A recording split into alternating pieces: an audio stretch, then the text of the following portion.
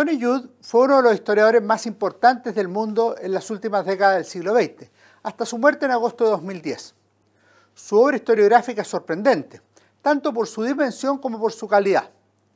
Asimismo, destacó por cierta diversidad, por cuanto escribió libros y artículos de investigación, así como otros de pensamiento histórico y político en forma de ensayos y entrevistas.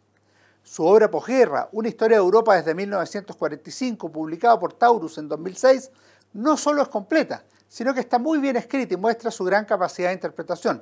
Compartamos o no cada una de sus conclusiones. Nacido en 1948, en la práctica esa obra coincidía con su propia existencia. En su vida, Judt formó parte de una familia judía y estudió en la Universidad de Cambridge y posteriormente en la Escuela Normal Superior de París. En esta ocasión, en nuestro comentario del libro de BioBio TV, hablaremos de uno diferente, Pensar el siglo XX, publicado por Taurus el 2012 y que tiene 400 páginas.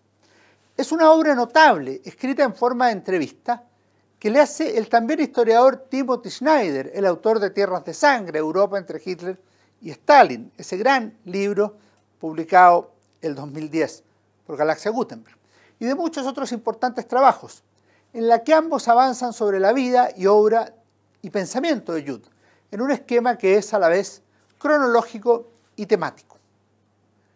Estamos frente a un trabajo que desarrolla claramente dos voces, y no simplemente mediante preguntas simples que luego son desarrolladas por el historiador entrevistado. Por el contrario, Snyder pregunta, interpela, explica y contradice a Judt, quien de esa manera debe recurrir a reflexiones más profundas, que permitan conocer su trayectoria y pensamientos a través de la segunda mitad del siglo XX y la primera década del siglo XXI. A medida que se fueron desarrollando las conversaciones, emergieron dos asuntos relevantes. El primero era de naturaleza estrictamente profesional, producto de la narración de dos historiadores que debatían sobre historia reciente y procuraban obtener algunas conclusiones sobre ella. El segundo se manifestaba en una pregunta: ¿qué hemos perdido con el hecho de dejar atrás el siglo XX y qué podríamos esperar, recuperar y utilizar de él para construir un futuro mejor, en lo que vendría a ser una preocupación política o social para el siglo XXI? Los temas que aparecen en la obra son diversos y bastante recurrentes. Desde luego, el carácter judío de Judt, la vida del joven estudiante, el profesor y el historiador, así como sus temas más queridos, como son los intelectuales franceses, la posguerra, la izquierda europea, Europa Central y Oriental, entre otros. También emergen algunos asuntos específicamente políticos: el sionismo, que Judt rechaza, la socialdemocracia, que es la corriente a la cual adscribe, los Estados Unidos, que resulta una de sus obsesiones, si bien me parece que ahí el análisis es menos profundo que en otras áreas, lo que se repite en sus críticas a la Inglaterra de Margaret Thatcher. Esto se debe en parte a una cuestión de fondo. Las reflexiones históricas de Tony Judt son claramente más profundas y bien fundamentadas que sus intervenciones políticas, aunque éstas aparezcan bien motivadas. Como no podía ser de otra manera, también hay numerosas referencias a escritores y obras, muchas de las cuales de inmediato van pasando a una lista que es necesario considerar para tener a la vista, y por cierto, también leer. Quizá podemos pensar que exagera Snyder cuando al comenzar el prólogo de esta obra afirma que estamos frente a un libro de historia, una biografía y un tratado de ética. Pero no cabe duda que el libro tiene algo de cada uno de esos conceptos. Si la matriz intelectual de Judt lo lleva a aproximarse a los temas históricamente, resulta claro que las preguntas sobre su propia trayectoria van dando vida a una verdadera biografía.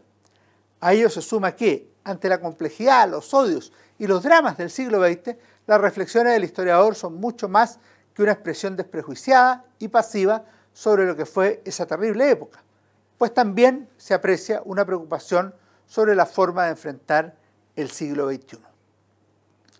Una mirada de dos caras le permitió observar dos cosas que, si bien pueden parecer y ser contradictorias, son ambas reales: que el siglo XX fue una constante relación de desdichas humanas y sufrimiento colectivo, del que hemos salido más tristes, pero también más sabios. Paralelamente, es necesario considerar que dentro de muchos estados bien establecidos, la vida mejoró espectacularmente. Judt repite algunas reflexiones que vale la pena contrastar, especialmente para quienes no vivieron o no vivimos el siglo XX completo. Por ejemplo, hace una afirmación que es necesario revisar.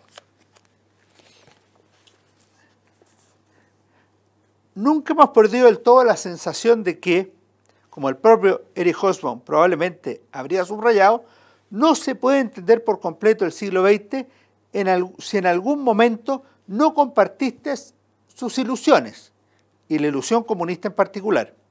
En este punto, la vida intelectual del historiador del siglo XX entra básicamente en un territorio irresoluble.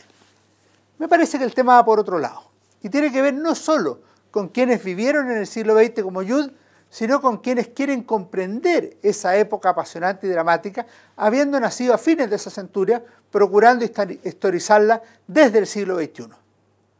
Aunque no haya habido posibilidad cronológica de compartir las ilusiones, sueños, derrotas y luchas de los comprometidos actores de aquellas décadas centrales del siglo pasado, lo cierto es que puede existir desde el presente un esfuerzo por comprender a quienes lucharon, actuaron y sufrieron en las múltiples batallas del comunismo con el fascismo, como se decía, o del comunismo contra el liberalismo, como fue la resolución de la década de 1980, o tantas otras que pueden haberse desarrollado en esa centuria. Sin embargo, paralelamente, la reflexión sobre los intelectuales, sus posiciones y contradicciones le permite a Tony Judt hacer una notable reflexión sobre lo que denomina el pecado intelectual del siglo: emitir un juicio sobre el destino de los demás en nombre de su futuro, tal y como tú lo ves, un futuro en el que puede que tú no hayas realizado ninguna inversión, pero referente al cual afirmas poseer información exclusiva y perfecta. Me parece que pensar el siglo XX es, en realidad, una gran obra. No se trata de una autobiografía, sino de una reflexión amplia, una historia hablada, una conversación sobre la vida intelectual y política de una época notable y contradictoria. Una reflexión sin duda de alto nivel, de aquellas que son necesarias, valiosas y que permiten conocer e intentar comprender una historia de verdad. Nos vemos en nuestro próximo comentario de libros. Que estén muy bien.